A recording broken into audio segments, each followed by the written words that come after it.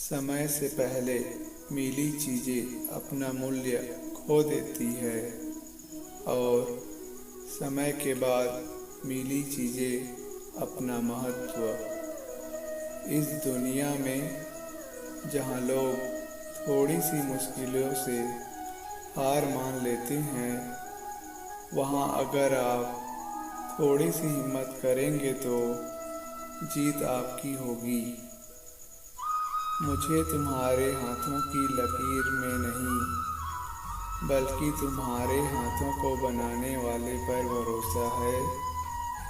हमारे जीवन में जो कुछ होता है उसका कारण हम खुद है। हम ही अपनी परिस्थितियों के लिए खुद जिम्मेदार होते हैं। यह बात मानना थोड़ा मुश्किल है, पर यही सत्य है। अगर आप मौके की तलाश में हो तो आप गलत हो, क्योंकि मौका मिलता नहीं, बनाना पड़ता है। आवाज़ ऊंची हो तो लोग सुनते हैं, लेकिन बात ऊंची हो तो सब लोग सुनते हैं। जो हुआ अच्छे के लिए हुआ, जो हो रहा है अच्छे के लिए हो रहा है, जो होगा वो भी अच्छी के लिए होगा। आप जिसकी वजह से निराश हैं उसे भूल जाइए। वर्तमान में अगर आपको बहुत दुख दे रहा है तो उसके पीछे निश्चित ही बहुत अच्छा कारण छुपा हुआ है।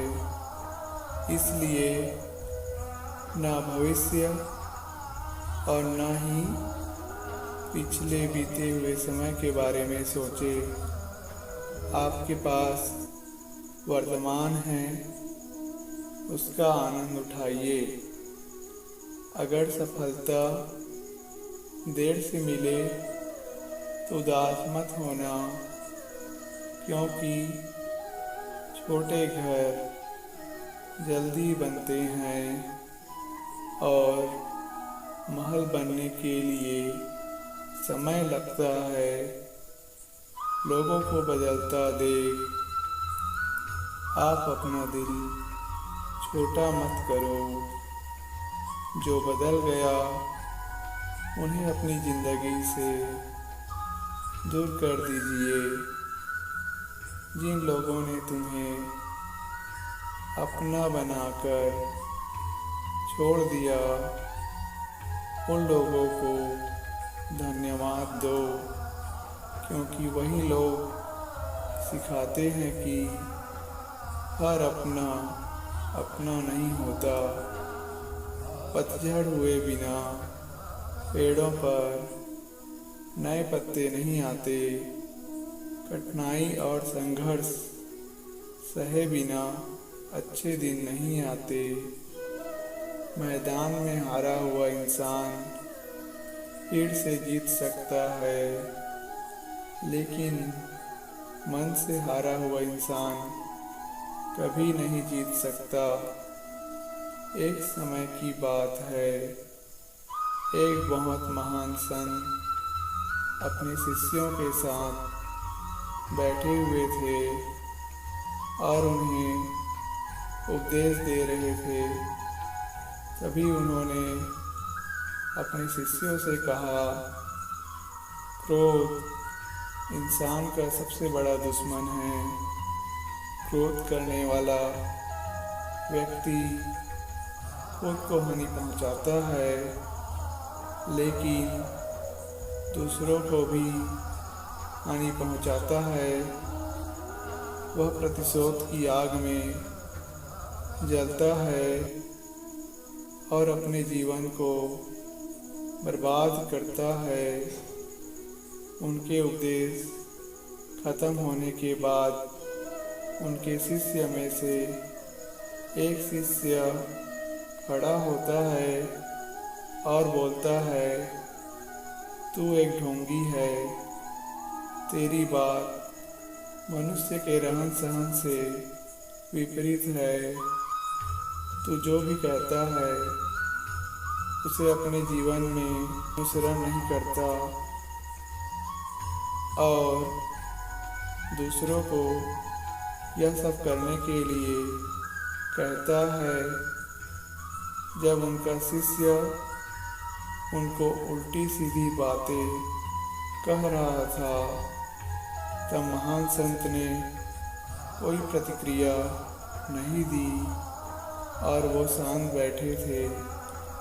लेकिन ऐसे में वह व्यक्ति और भी ज़्यादा गुस्सा हो गया और गुस्से में आकर उसने उस संत के मुंह पर थूक दिया।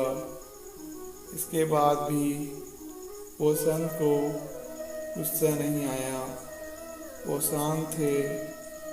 उन्होंने अपने चेहरे पर थूक को पोंछा और चुपचाप बैठ गए।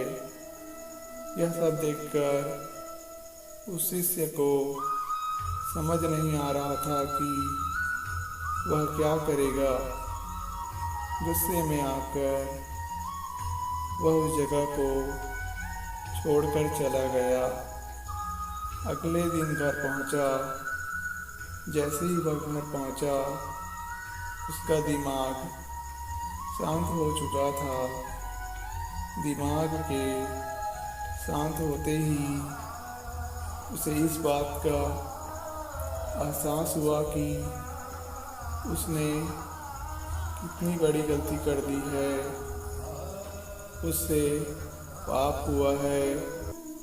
वह खुद को मन ही मन कहने लगा कि मैंने क्या कर दिया। मैंने एक महान संत का अपमान कर दिया। ऐसा पाप मैं कैसे कर सकता हूँ। मैंने बहुत बड़ी गलती कर दी। मुझे जाकर उनसे माफ़ी मांगनी होगी। यह कहकर तुरंत ही वह संत के पास चला गया। लेकिन वो संत उस स्थान पर नहीं थे। ऐसे में वह शिष्य जगह जगह भटक कर खोजने लगा। जैसे ही वह संत मिले उनके पैरों में गिर गया और उनसे कहने लगा, मुझे माफ़ कर दीजिए, मुझसे गलती हो गई। मैंने आपका अपमान किया है। मैंने बहुत बड़ा पाप किया है। यह सब देखकर संत ने उससे कहा, शांत हो जाओ, क्या बात है, मुझे बताओ। उस महान संत के पूछने पर वह शिष्य चौंक गया। वह सोचने लगा कि गुरुदेव मुझे कैसे भूल सकते हैं। मैंने तो उनका अपमान किया था। यह सोचकर शिष्य ने उस संत से पूछा, मैं वही शिष्य हूँ जिसने कल आपका अपमान किया था और आप इतनी जल्दी मुझे भूल गए। उस महान संत ने जवाब दिया, हमें कल की बातों को कल में ही छोड़ देनी चाहिए। वह अच्छा हो या बुरा, उसके बारे में बार बार विचार नहीं करना चाहिए। मैं बीती हुई बातों को छोड़कर आगे चलता हूँ और ऐसा ही हम सबको भी करना चाहिए। सुख दुख एक सिक्के के दो पहलू हैं। जहाँ सुख होगा वहाँ दुख भी होगा, जहाँ दुख होगा वहाँ सुख भी होगा। इसलिए सुख दुख के बारे में बिना सोचे निरंतर अपने लक्ष्य प्राप्त करने के लिए प्रयास करते रहना चाहिए। एक बात हमेशा याद रखना, किसी के सामने गिड़गिड़ाने से ना मोहब्बत मिलती है ना इज्जत। इसलिए अपने स्वाभिमान को जिंदा रखो।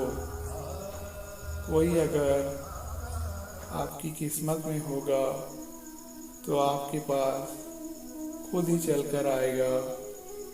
दूसरों को हराने का मौका मत दो, बस खुद को आगे ले जाने की जिद पालो। कभी न हार मानने की आदत ही एक दिन जीतने की आदत बन जाती है। सिर्फ दो चीज़ें मनुष्य के भाग्य का निर्माण करती है। पहला, स्वभाव। अगर आपके स्वभाव में अच्छाई, विनम्रता और गुण है तो आपका भाग्य चमकेगा। अगर आपका स्वभाव क्रोधी है, आलसी है, तो आपका भाग्य बिगड़ना अनिवार्य है। इसलिए अपने स्वभाव को मधुर और आकर्षित बनाइए। दूसरा, आपकी वाणी।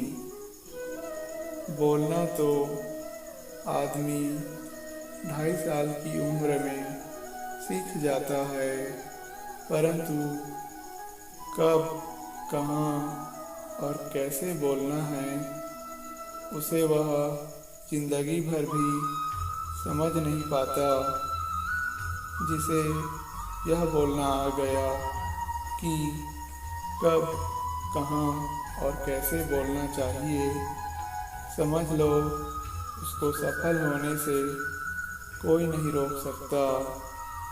पिता से बड़ा कोई सलाहकार नहीं, माँ की छाँव से बड़ा कोई दुनिया नहीं, भाई से अच्छा कोई भागीदार नहीं और बहन से बड़ा कोई शुभचिंतक नहीं। इस मतलबी दुनिया से कोई मतलब ना रखो, और मतलब रखना है तो अपने मतलब से मतलब रखो। दुआएं मांगने से इसका भला होता है, मिलता तो वही है जो हमने बोया है। तुम नीचे गिर कर देखो, कोई नहीं आएगा उठाने। तुम जरा उड़ कर देखो, सब आएंगे गिराने। एक बात हमेशा याद रखना, अगर शराब की दुकान में बैठकर दूध पियोगे तो तुम्हें शराबी का ही दर्जा मिलेगा, और किसी मंदिर में बैठकर पानी भी पियोगे तो तुम्हें एक संत का दर्जा दिया जाएगा। इसलिए आप किसके साथ उठते बैठते हो, यह बहुत मायने रखता है।